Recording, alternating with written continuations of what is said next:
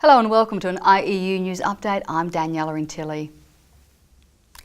Protracted negotiations are continuing between the union and Catholic employers, but despite meeting in January, a number of fundamental issues remain unresolved. General Secretary John Quessy outlines the key issues.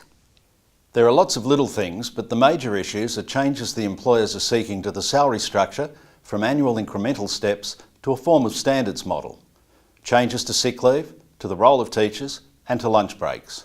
And there are existing protections they want to leave out of a new agreement. For our part, we are pressing our claim to retain protections for both teaching and non-teaching staff, as well as including specific support for the induction and mentoring of early career teachers.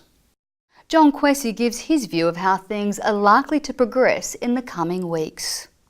The union and the employers are exchanging a final set of proposals in these coming weeks in an effort to resolve the impasse. If that is unsuccessful, then we'll be taking the matter directly to our members for what could be further industrial action. In breaking news, the multi-enterprise agreements voted on last year by teachers and support staff in the independent schools sector have finally been made by the Fair Work Commission. Assistant Secretary Carol Matthews brings us up to date.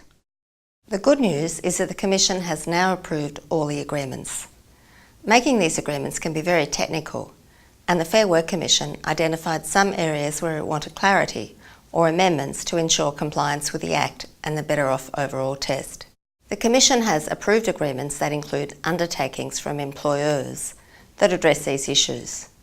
For example, one undertaking sought to remove ambiguity about teachers' sick leave in the first year of service. The union is currently loading these finalised agreements onto its website as a reference for members covered by the MEAs. The IEU has now signed deals with all 12 major universities in New South Wales to increase the payment paid to teachers taking on a prac student.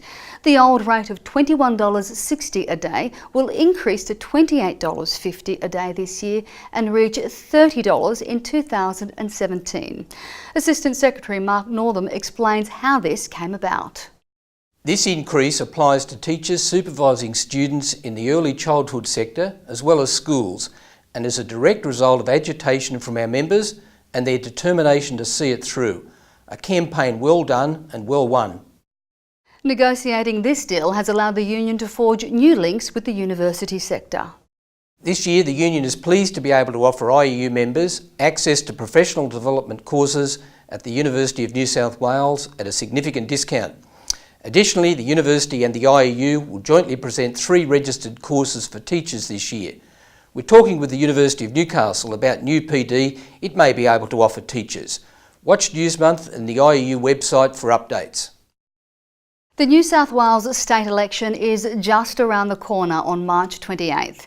As John Quessy explains, the IEU is encouraging members to pay close attention to how the party's policies will affect them.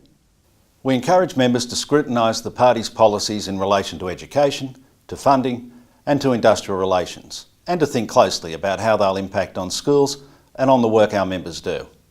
You can let us know what you think by participating in our election survey on our website.